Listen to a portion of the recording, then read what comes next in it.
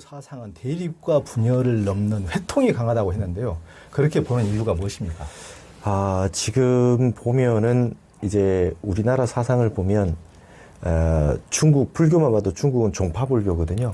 13개 종파불교고 중국에서 생긴 게 천태종, 화엄종, 선종이 중국에서 생긴 겁니다. 그 나머지는 전부 인도에 있던 게 왔고 그 각자에 대해서 이렇게 막 굉장히 이제 발전을 했죠. 근데 우리나라에 들어오면서 이게 이 종파불교적인 성격이 강력하게 두드러지지 않아요. 우리나라 들어오면 이게 원흉회통합니다.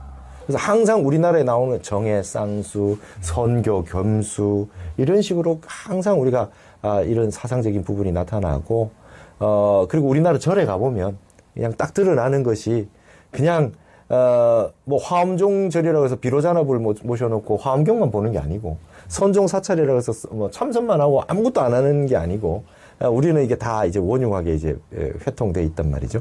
부석사 가면은 화엄종찰인데 안에 부처님 아미타 부처님 계시고 옆에 가면 선빵 있고 예불 할 때는 연불 하고 이렇게 다 돼 있잖아요. 이게 원흉회통이라고 하는 정신, 이게 무예의 화엄 정신인데 이것들이 이제 선과 교마저도 이게 이제 그냥 하나로 뭉쳐지는 이런 형태가 돼 있고 유불선도 하나로 회통되는 그런 양상이 있습니다. 그러고 보면 이제 우리나라에 또 대가라고 하는 분들은 항상 회통하게 대가였어요. 원효대사가 회통하게 대가였고 그다음에 최치원 선생이 이 난낭비 소문 보면 그렇죠. 삼교 포함 삼교 이렇게 딱 유불선이 하나로 회통되어 있고 그 이후에도 뭐 많은 분들 보조국사도 선교 회통이고 그 이후에 이 조선에 넘어와서도 이제 허응당 보우 같은 분도 회통이에요. 그 전에 하모득통 스님 같은 경우도 회통론자였고 서산대사 같은 경우도 성가기감만 알지만 삼가기감 있잖아요. 도가기감, 유가기감 있고 그 근현대로 넘어와도 경원 스님도 장자를 얼마나 많이 보셨습니까? 탄원 스님 회통했고 그러니까 우리가 통불교, 회통불교라고 그러는데 원효대사 정도만 있지 뭐 그걸 그 한국적 특색이라 할 수 있느냐 하지만 아닙니다. 굉장히 많은 분들이 회통의 대가이셨고 그 다음에 이제 이런 전통이 있기 때문에 우리나라에는 모든 것이 일단 받아들이는 거죠. 왜냐하면 우리가 어떤 특색만 강력하게 주장한다 그러면 배척했을 겁니다. 근데 뭐든지 들어와서 한국적인 형태로 만들어 나가는 힘이 그 회통의 힘이 있다. 그래서 이제 이런 걸 섭수를 잘하는 것 같아요. 한국 사람들이. 그래서 뭐든지 일단 받아보자. 뭔데? 한번 가져와 봐라. 그러고 난 다음에 우리의 방식대로 설명하고 하는 이런 방식이 분명히 있어서 지금 전 세계가 뭔가 굉장히 이제 이 학통이 융복합적인 형태로 나갈 때 한국인들이 더더군다나 이제 두각을 나타낼 수 있는 거 아닌가 이런 생각이 듭니다. 예. 그러니까 우리나라의 어떤 회통 정신 사상에서 당연히 그런 원효대사를 비롯해서 그런 회통의 전통이 강력히 있었던 것 같고 예전에 보면은 그러니까 이제 고조선 시대까지 어떤 무교 전통과 선도 전통 우리의 어떤 그 당군 이런 그 또 산신 우리가 이제 그 이후에 불교를 받아들여서 높은 정신 세계의 어떤 불교를 국교화하면서도 통일신라나 고려시대 그렇게 하면서도 그 예전에 그런 것을 완전히 폐기해버린 것이 아니고 산신각이나 이런 것을 통해서 다 이제 흡수하고 이렇게 하면서 그러니까 서로 이제 좋은 것들은 서로 공존하게 일방적으로 한쪽을 다 다른 쪽은 배타해버리고 완전히 그냥 딱 끊어버리는 것이 아니고 이렇게 다 포함 삼교하는 그 최치원처럼 이런 식으로 좋은 것은 이렇게 다 껴안고 이렇게 가는 것이 이제 우리의 전통인 것 같습니다. 그래서 만약에 현대에도 그 기독교가 굉장히 너무나 배타적으로 나오니까 그러지 그렇게 안 하면 제가 보기에는 절에다가 예수님도 모실 거예요. 한국 사람 그런 좋은 것은 다 모시는 우리 회통하고 이렇게 하는 제가 보기에는 느낌이 그런데 워낙에 이제 한쪽에서 배타하니까 이제 상대적으로 이제 반발심이 일어가지고 이제 그런 경향이 있을 뿐이지 좋은 것은 우리는 다 한꺼번에 껴안고 가는 그러니까 심성 속에는 유학적인 것이 있으면서도 또 불자이고 우리 안에 다 그런 것이 있거든요. 저만 해도 유학적인 가치관이 또 강하게 있으면서도 정신세계 고전한 불교를 추구하면서도 어떤 다른 것이 또 민족적인 경향도 또 우리 홍익인관 이런 게 당연히 또 있는 것이고 그것이 내 안에서 다 회통치고 있거든요. 이미 그런 것이 있기 때문에 우리 민족에 한 강한 그런 게 있어서 저는 이제 기독교에 대해서도 좀 염려가 되는 게 어떤 그런 한국에 들어와서 조금 이렇게 회통의 원흉의 이런 정신이 이렇게 좀 살아나야 되는데 너무 이제 그런 것이 없다 보면은 그것에 대한 이제 반대급부적인 대가를 이제 좀 치르기 때문에 이제 기독교를 위해서도 너무 이제 배타주의 독선은 미래를 위해서도 이제 좋은 방식이 아니다. 저는 이제 개인적인 뭐 종교 전문 기자를 오래 하다 보니까 이제 우리 민족이 회통하는 정신이고 운용하는 정신이기 때문에 너무 이렇게 독선적으로 나가는 것에 대해서는 이제 굉장히 민족성에서 이제 또 그것을 도태시키는 경향이 있더라고요. 그래서 우리 민족적인 이런 경향에서 분열을 넘는 회통. 그래서 이제 우리가 지금 남북 분열이고 이런 그 사상적인 분열도 심각하게 겪고 있지만은 그런 면에서 우리 민족은 이미 우리 심성 안에서 그것을 충분히 극복할 수 있는 내적인 힘이 있다. 이렇게 생각이 듭니다. 이제 어떤 외국인이 한국 정신은 과연 무엇이며 한국의 이제 이런 불가사의한 성장과 굴하지 않는 생명력의 근원에는 어떤 사상이 있냐고 물어본다면 우리는 과연 한국의 정신이 무엇이라고 명쾌하게 답변할 수 있겠는가? 라고 이제 한다면은 이제 스님은 한류의 뿌리가 되는 한국인의 사상과 정신을 연구하는 한국학의 학인으로서 그 해답을 이제 타너 스님 그 타너 사상에서 찾고자 한다고 했는데 그 이유가 뭡니까? 그러니까 이제 우리나라 이렇게 보면 이제 회통이다 뭔가 이렇게 그 융복합적인 이런 부분이 있는데 제가 이제 그걸 설명하는 단어로 단전성 문화다 이런 말을 썼어요. 한국이 그러니까 전 세계가 우리 몸에 보면은 침을 놓는 그 혈자리들이 다 있잖아요. 그러니까 그게 그냥 모이는 장소이기 때문에 거기에 침을 놓으면 기운들이 전부 통하게 돼 있지 않습니까? 우리나라도 단전은 하나만 있는 게 아니거든요. 전 세계에 단전이 이렇게 여러 개 있는데 그 중에 우리나라도 하나의 단전이다 이렇게 보는 게 말하자면 이제 고속도로 쭉 가다 보면 톨게이트에 오면 이렇게 중간에 만나지 않습니까? 피가 지나고 기운이 지나가도 이렇게 혈맥이 꼭 지나가야 되는 곳이 있거든요. 그럼 여기는 모든 게 모이겠죠. 모였다가 한번 이게 흩어져 나갈 때 한번 이 회통이라고 하는 형태를 겪는 거죠. 그러면서 이 관문을 지나면서 우리 방식대로 퍼져나가는 형태를 가지고 있다. 그러니까 우리나라가 작은 나라가 아닌 것입니다. 전 세계에 있는 모든 것들이 한국에 한번 들어오고 한국에 한번 유행하지 않는 거는 제대로 된 게 아니다 이렇게 봐야 되는 겁니다. 그래서 이게 들어왔다가 이런 어떤 우리나라의 단전이라고 하는 상단전, 중단전, 하단전이 있듯이 그 인도의 차크라라고 말하는 게 있듯이 그게 한번 들어오면 모든 것이 이게 응축될 수밖에 없거든요. 그러고 난 다음에 이게 별로 쓸모가 없는 것들은 걸러질 거고. 그러면서 이제 우리에게 필요한 요소들과 이런 형태로 이제 격의가 되다가 융합이 되다가 그럼 우리 방식대로 이렇게 쓰여지는 형태가 있거든요. 그래서 이런 형태로 우리가 이 한국 정신이라고 하는 걸 설명을 좀 해야 될 필요가 있겠다. 그것을 20세기 한국인의 어떤 그 사상 가운데 뽑을 수 있다 그러면 가장 대표적인 인물이 누구이겠는가? 그러니까 유교학자나 기독교학자나 뭐 노장학자, 서양 철학자 있다 해도 불교를 이만큼 하시면서 유교, 노장, 기독교까지 아울러서 할 수 있는 분이 과연 누가 있겠느냐? 라고 할 때 이제 타너 스님이 거론될 수밖에 없고, 그래서 제가 타너 사상이 굉장히 중요하다. 이런 정신적인 그 종료적인 형태, 핵심을 뽑아내는 형태를 가지고 이것을 다시 한국적 신학에 적용을 한다면, 그런 형태의 정신을 가지고 한다면 이제 신학적인 형태에서도 서양의 신학을 능가하는 한국적 신학도 나오고, 우리가 항상 보면은 유교에서도 퇴계율곡이 나와서 중국에서 하지 못한 논쟁을 했고요. 한국에서 의상대사 같은 분은 중국에 없는 법성계 같은 게 나오잖아요. 법계도 같은 게. 예. 그러니까 이런 형태의 새로운 걸 회통을 해서 그냥 뭉쳐서 비빔밥으로 끝나는 게 아니라 새로운 것을 창조해내는 그 힘이 한국인에게 있다. 그건 결국에는 나타나는 방식은 문화와 사상으로 나타날 수밖에 없다. 삶의 형태에서 이제 이런 부분들이 한국적인 특색을 나타내는 한 모습이 되지 않겠나.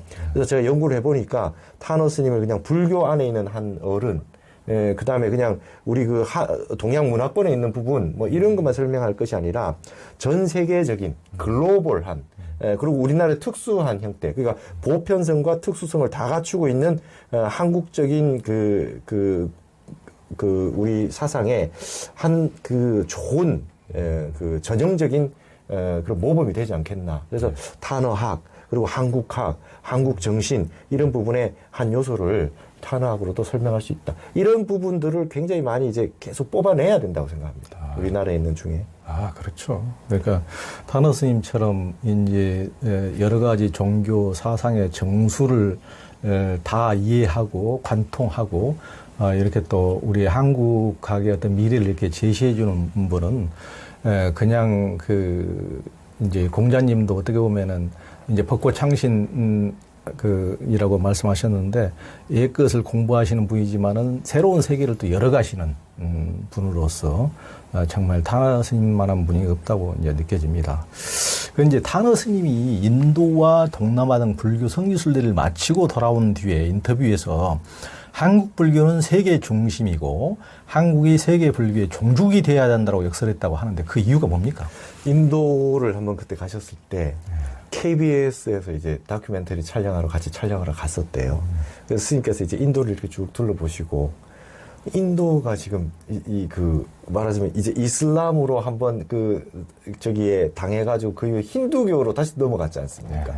그래서 이제 나란다 대학 같은 데 가서 뭐 어마어마한 대학이 있고 막 이래야 되는데 안타까우셨던 것 같아요. 그러니까 이 부처님의 나라가 왜 다시 힌두교로 갔으며 이렇게 힘이 없이 그냥 이슬람한테 왜 이렇게 당했을까 아쉬움도 있으면서 그때 이제 반로로 나오셨던 말씀이 야 우리가 세계 불교 중심 돼야 되겠다 이런 말씀을 하셨던 것 같아요. 스님 당시만 해도 중국은 완전한 사회주의 특색이 너무 강한 나라였거든요.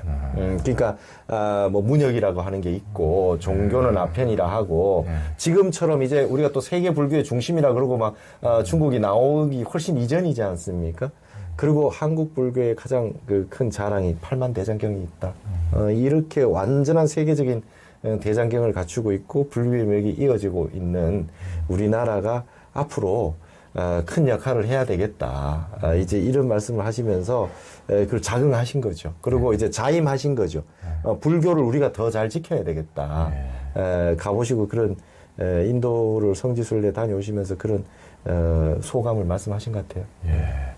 그래서 저도 이제 다른 나라 이제 불교 이게 3대 불교 권역이 있는데 티베트 불교 영역이 있고 남방 불교 이제 우리가 소승이라고 부르는 상자 불교, 테라와타 불교권이 있고 대승 불교권이 있는데 이제 어떻게 보면 이제 다 가봤다면 이제 다 가보고 또 이제 달라이라마 전자님도 뵙고 틱약한 스님도 인터뷰도 이제 하고 이제 이렇게 다 해보고 이제 서구의 어떤 불교 지도자들도 이제 뵙고 이제 하기도 하고 인터뷰도 하고 이제 많이 했는데 이제 뭐 달라이라마 전자님 같은 경우 뭐 하여튼 티베트 불교도 교학도 훌륭하고 그분이 이제 해가신 어떤 언행이라든가 이렇게 이끌어 주시는 것은 뭐 참 대단한 경지고 참 인류의 축복이라고 생각하고 이제 틱약한 스님도 정말 이제 현대적 의미로 이제 불교를 잘 해주시고 이렇게 또 남방 불교도 참 여밥하게 이빠사나 같은 그 수행자들 보면은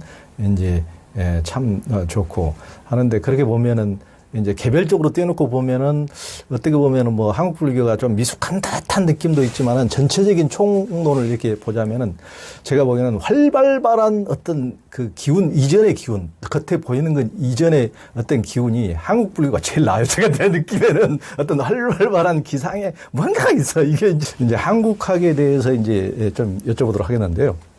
세계의 많은 나라들이 자기 나라를 세상의 중심으로 인식하고 있는 것을 온파러스 신드롬이라고 하는데요. 우리나라도 고대엔 천선호식이 강했는데 그 이후 사대주의, 특히 지식인들의 사대주의로 인해서 주체의식과 자존감을 많이 잃은 것으로 보이는데 실상이 어떻습니까? 이게 이제 온파로스 신드롬이라는 게 이게 온파로스라는 게 이제 세계의 배꼽이라는 뜻이에요. 그렇죠. 그래서 어느 나라마다 다 있어요. 지중해 우리가 중심이라는 뜻이고 일본 우리가 뭐 태양의 근본이다. 중국 세상의 중심이다. 그렇죠. 다 자기가 중심이라는 거예요. 다 아폴론 신전에 이 돌이 하나 이렇게 있거든요. 그래서 델포이 박물관에 가면 이게 돌이 있어요. 여기가 중심이야. 뭐 이렇게 해놨어요. 근데 제가 봤을 때는 한국도 세계 중심이에요. 그러니까 이제 왜냐하면 이 곳곳마다 말이죠. 우리가 이 혈자리가 다 다양하게 있듯이 로마라고 하는데도 우리처럼 한반도처럼 비슷하게 생겼어요. 근데 로마가 지금 이탈리아가 작지만 엄청난 큰 로마 제국을 형성했던 때가 있어요.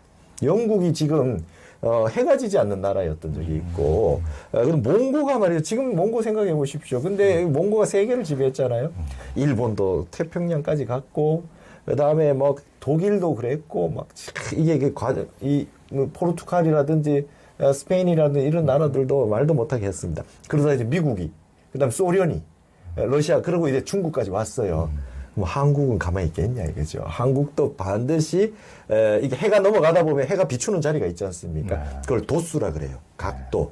도수가 이렇게 뭐 간도수 같다 보면 어떤 기운이 간망을 비출 때, 그럴 때 이제 우리가 이게 차를 주차해 놓으면 해가 넘어가다가 갑자기 햇빛이 확 비칠 때가 있지 않습니까? 그러듯이 한번 우리 한국에도 도수가 오는데, 그 이전에 참 그 고난의 세월들이 많이 있었던 것 같습니다. 그때에 비굴해지기도 하고 힘드니까 우리 자신을 그냥 한탄하기도 하고 조상 탓도 하기도 했다가 뭐 그냥 우리는 참 유교 때문에 다 망했다 그러고 뭐 별의별 넋두리가 있을 수 있었겠죠. 그러나 이제는 한번 전 세계의 힘이 우리나라로 한번 올 때가 틀림없이 온다, 이렇게 보여지고, 그런 부분에서 그동안 우리가 우리 자신에 대해서 좀 폄하했던 부분들이 많습니다. 근데 이제는 자긍해야 될 필요가 있겠다. 그러니까 지금 뭐 훈민정음 같은 건 대단한 걸로 다 전 세계에 인정받고 있잖아요. 근데 언문이라고 그걸 얼마나 안 좋게 얘기했던 적이 있습니까? 그렇죠. 그러니까 평가가 다 달라지는 거죠. 이게 빨리 냄비근성이라고 그렇게 안 좋게 얘기했는 적이 있는데 전 세계 인터넷 속도가 제일 빨라진 거 그것 때문 아니겠어요? 속도 느리면 꺼버리니까. 그렇듯이 이제 나빴던 걸 다 좋게 이야기하는 시절이 한번 올 것 같고요. 우리도 전 세계에 한번 온파로스가 한번 되는 날이 있다. 이게 이제 타너 스님이 지금까지 타너 스님 말씀하신 게 굉장히 거의 다 많이 맞아왔거든요. 우리는 한번 믿어볼 만한 거죠. 네. 그러니까요. 뭐 중국 주변 국가 중에서 그렇게 이제 현재 중국도 50여 개 이제 부족 연합인데 이제 한족만 있는 것이 아니고 거기서 다 뭐 말가리고 선비족이고 여진족이고 뭐 티베트 쪽까지 장족까지 다 나라를 잃어버리고 위구르족이고 다 했는데 유일하게 이제 나라를 유지하고 있는 나라가 이제 한국과 베트남이라고 그러는데 복속되지 않고, 그러니까 베트남도 얼마나 대단한 위대한 나라입니까? 뭐 서구 제국 프랑스도 이겨버리고 미국도 전쟁에서 쫓아내버리고 정말 대단한데 베트남이 지금 뭐 민주화건 산업화건 모델로 삼고 있는 나라가 한국 아닙니까? 한국을 향해서 우리도 저렇게 되겠다고 이제 달려가고 있는데.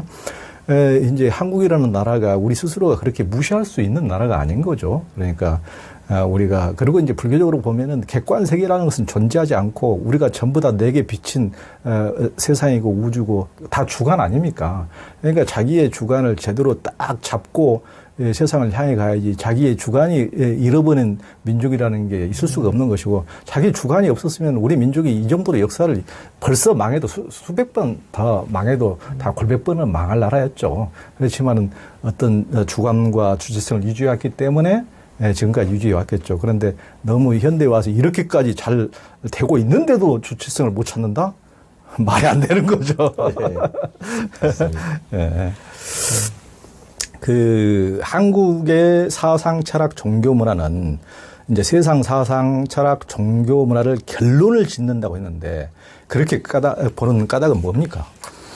우리나라 한국인들이 이제 글 쓰는 방식들이 이렇게 막 주저주저 쓰지 않습니다. 그리고 굉장히 핵심적인 것들을 많이 써요. 그래서 보면은 제가 이제 그거를 비교하는 게 유교, 불교 둘 다 그러하다. 그래서 원효 대사는 전부 종효를 씁니다. 그렇죠. 요약을 써요. 근데 이 원효 대사하고 비슷한 분이 유교에는 불교에 원효가 있다면 유교에는 율곡이 있어요. 성학, 지교. 그렇죠. 한 권의 책으로 요자를 씁니다. 한 권의 책으로 유교의 모든 걸 핵심 요약을 해요. 그다음에 이제 그 의상대사는 말이죠. 그림 하나, 법궤도 그림 하나에 딱 시를 하나 딱 지어가지고 화엄경 전체를 예, 일승 법궤도로 딱 요약을 했잖아요. 그게 이제 유교에 보면 퇴계 선생이 성학십도 그림 10장 딱 그려가지고 딱 해준단 말이죠. 그러니까 이런 어떤 핵심을 요약을 딱 하는 형태. 그러니까 이제 이 성학십도 같은 것도 외국인들이 영어로 번역해서 난리 났어요. 그러니까 그거 일본으로 넘어갔을 때요. 일본의 그 학자들이 야 이제 성리학 이해가 좀 된다 그랬어요. 그거 보고. 그러니까 이제 그것도 실제로 뭐 되게 뭐 크게 막 회심의 역작 이런 거가 아닌 게 율곡이 선조가 어린데 임금이 딱 됐거든요. 그러니까 퇴계 선생한테 서울에 좀 계셔 주세요. 그러니까 나는 몸도 안 좋고 뭐 정치도 잘 못하게 그냥 내려갈란다. 그러니까 율곡이 끝까지 계셔 달라 그래요. 정치는 우리가 할게요. 그냥 계셔만 주세요. 이렇게 했는데 결국 내려가셔가지고 나이 어린 선조 임금을 두고 이렇게 하실 수 있습니까? 그러니까 알았다. 그러고 그림 10장 그려준 거예요. 그래가지고 병풍으로 놓고 왕이 바쁘니까 이 그림만 열심히 공부하면 성리학의 핵심이 여기 다 있다. 그리고 이제 그러니까 율곡은 이제 성학 지별하는 그런 핵심은 여기서 책 한 권으로 엑기스 메모리판으로 그죠? 핵심으로 딱 해서 해준 거죠. 그러니까 이러한 역량이 그렇게 핵심을 요약하려고 그러면 굉장한 지성이거든요. 그럼요. 이 엄청난 정신 능력이 있어야 되니까 우리나라에서 나오는 많은 부분들이 이러한 부분에서 굉장히 뛰어나신 거죠. 그래서 이렇게 이제 그 핵심을 요약하는 그 어떤 결론적 특징, 이런 것들을 우리가 볼 수 있고, 이거는 이제 방대한 것들을 핵심으로 요약하는 형태들. 그래서 이런 부분이 앞으로 이제 그 굉장히 그 한국인의 문화 양상으로 발전할 수 있죠. 예를 들어서 우리나라의 지금 젊은 이 K컬처라고 하는 것들이 사실은 춤추고 하는 게 마이클 잭슨 같은 형태에서 온 거 아니겠어요? 그러나 그걸 어떻게 한국적으로 만들어 가지고 이 모든 이 서구 문명의 어떤 그런 현대적인 그런 문화 예술들을 한번 또 배우는 과정이 있죠. 그러나 우리 걸로 어떻게 만들어서 재창조해서 핵심을 뽑아서 우리 걸로 돌려서 다시 보여주느냐.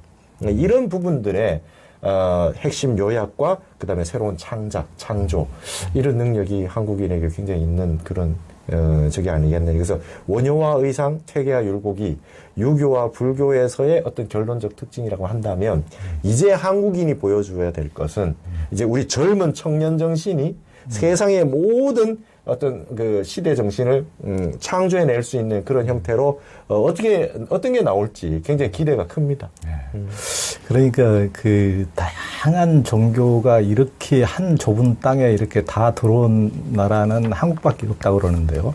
하여튼 세계 주요 종교가 이렇게 불교도 여기까지 들어와서 하여튼 원효대사부터 지금까지도 그 안거 때마다 수천 명이 이렇게 3개월씩 이렇게 쫙 앉아서 이렇게 참선을 하시고 이런 열기를 보이고 이렇게 하는 데는 전 세계 한국 불교밖에 없고, 유교도 무슨 중국에서 그렇게 했다고 그러지만은 한국만큼 어떤 한 국가를 어떤 성리학의 기조로서 500년을 유지한 그걸로서 제대로 어떤 문치를 이은 나라는 조선밖에 없고, 이 사상적으로도 태계와 이의에 와서 중국 어떤 사상가 이상으로 어떤 최종 결론에 어떤 사상적 결론에 도달을 했고, 기독교도 보면은 이제 서양에서 중세니 뭐니 그렇게 오랫동안 했지만은 암흑시대고 그 이후에 기독교를 열었다 그러지만은 이제 천주교도 그러면 한국에 와서 이렇게 교황청에서도 와보면 한국에 카톨릭 보면 깜짝 놀란다고 그러는데, 이렇게 열정과 이런 식으로 기도하고 명상하고 하는 것을 보면 묵상하고 그런 것을 깜짝 놀란다고 하고, 개신교도 마찬가지죠. 이렇게 좁은 나라에 전 세계 50대 교회에 한 20몇 개가 이 좁은 땅에 있을 정도로 그 열기와 이런 것이 하여튼 대단하고, 하여튼 한국에 들어보면 뭘 이제 끝장을 보고야만 어떤 이제 결론을 맺고, 그러면서 이제 다 끝까지 보고 나서 이것이 진짜인지 아닌지 이제 다 하고 나서 조금 이제 문제가 있으면 이제 그냥 한국인들은 또 이제 그것을 이제 또 새로운 것을 받아들이고 또 받아들이고 하는, 지금까지 계속 끊임없이 쇄신하고 이제 가는 이제 이런 모습을 보였죠. 그러니까 굉장히 어떤 한국의 어떤 이런 정신 사상사는 전 세계에서 볼 수 없는 어떤 다원적일 뿐만 아니고, 다원적이면은 잡탕밥에서 깊이가 없다 이러기 쉬운데 하여튼 끝장까지 또 깊이 또 가는 어떤 독특한 하여튼 이런 것을 참 보여주고 있는 독특한 나라가 아닐 수가 없습니다.